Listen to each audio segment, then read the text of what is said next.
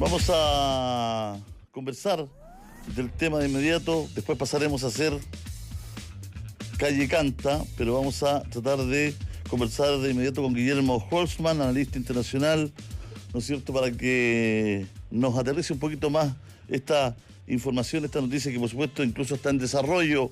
Guillermo, ¿cómo estás? Un abrazo. ¿Qué tal, Julio César? Un abrazo, un agrado saludarte.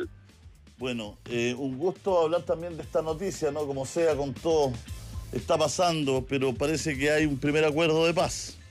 Efectivamente, hay un acuerdo que está ratificado por Israel, que en pocas horas más el Parlamento israelí lo va a confirmar, pero ya está el acuerdo de Netanyahu, del gabinete de Netanyahu, y también de Hamas. Hamas han estado de acuerdo en las condiciones de este plan, que en su primera parte, que lo único que tenemos claro es que significa, digamos, la entrega de los prisioneros, colocar fin a la guerra, y se empieza acá el proceso para que Israel se retire a un punto de común acuerdo dentro de Gaza, o sea, deje de atacar toda la franja de Gaza y deje de ocuparla, gran parte de ella al menos por el momento, y jamás haga lo propio entregando a los prisioneros para luego pasar a la entrega de las armas, que es lo que todavía falta por negociar una vez que se establezca el alto al fuego y la entrega de prisioneros. A ver, démosle un poquito de contexto a la gente, Guillermo, sobre el acuerdo, no sobre el conflicto, por supuesto, no ir tan lejos, pero sobre el acuerdo.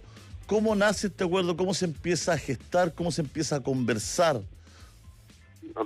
Haciendo una historia corta, el punto de inflexión que obliga a la negociación particularmente es el desatino que tuvo Netanyahu en términos de atacar Doha, una casa donde estaban los negociadores de Hamas, una casa de todos conocida, no era secreta ni cosa parecida, y finalmente al atacarla, eso pone la alerta, y en mucha alerta, a todos el resto de los países de Medio Oriente que consideran que con esa transgresión a la soberanía de Qatar, podría darse el caso de que Israel tuviese la oportunidad de atacar a cualquier otro país de Medio Oriente.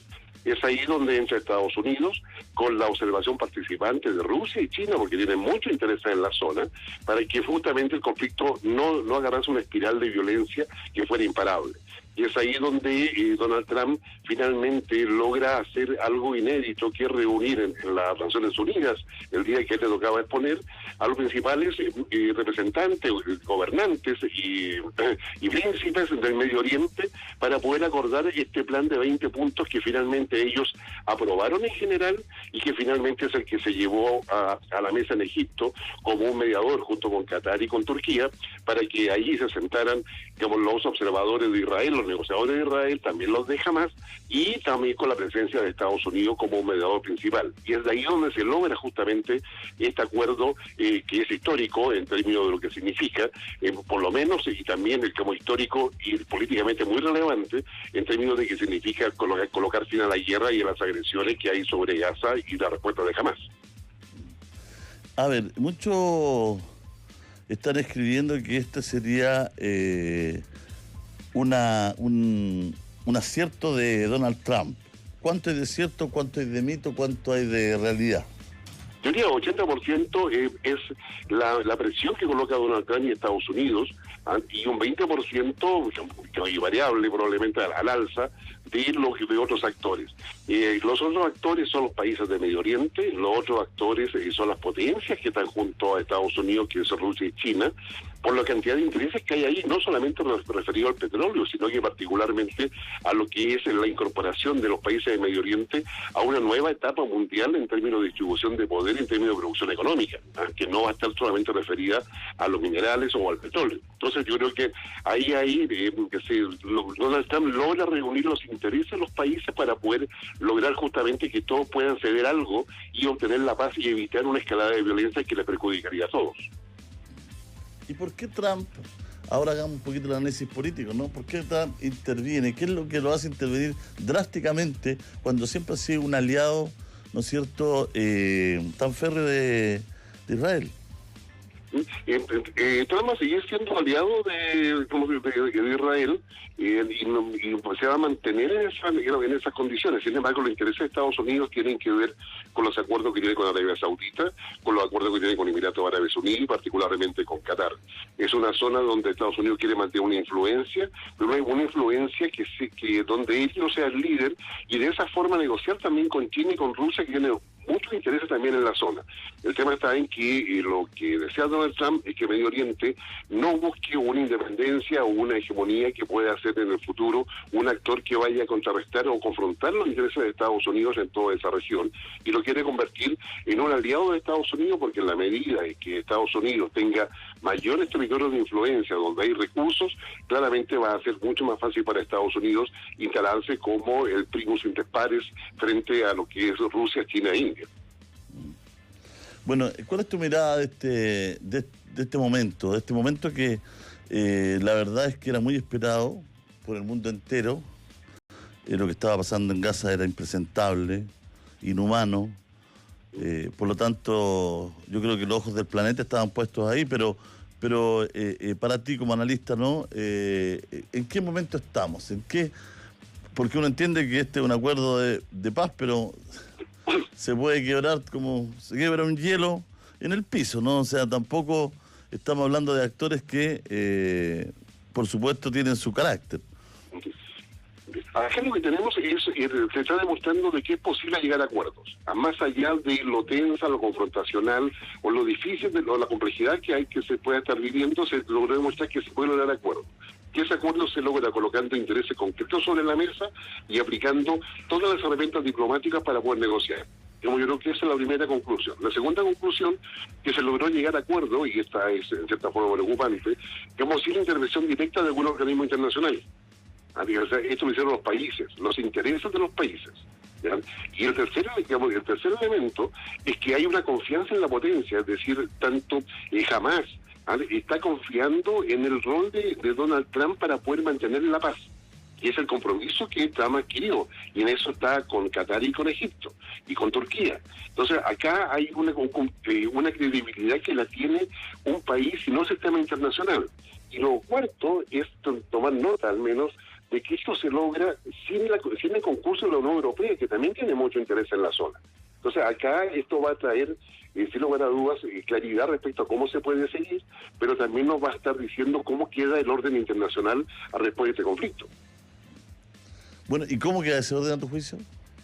A mi juicio queda con uno de Estados Unidos liderando, acompañado, digamos, a la par, si tú quieres, pero con poco más abajo, por Rusia, por China y por India, que son los que tienen capacidad nuclear, los que tienen la mayor tecnología y los que tienen la cantidad de intereses mucho más claros a largo plazo. Esto significa pacificar la tierra. Lo más probable es que estas potencias puedan llegar junto con la India a un acuerdo nuclear que ya se ha planteado sobre la mesa, para luego entrar a lo que son dos cosas que le interesan a Donald Trump. Por una parte, la explotación de los recursos submarinos, lo que están en el subsuelo marino, y lo que son la explotación de los recursos espaciales, que son las dos grandes cosas que están sobre la mesa para estas cuatro potencias. Así es. Tú das en el claro en el sentido de que lo primero que salta a la vista es que se podía. Que se podía tener un espacio para una negociación de paz, para un alto al fuego, ¿no? En algún momento, Guillermo, parecía esto que no se iba a lograr, ¿no?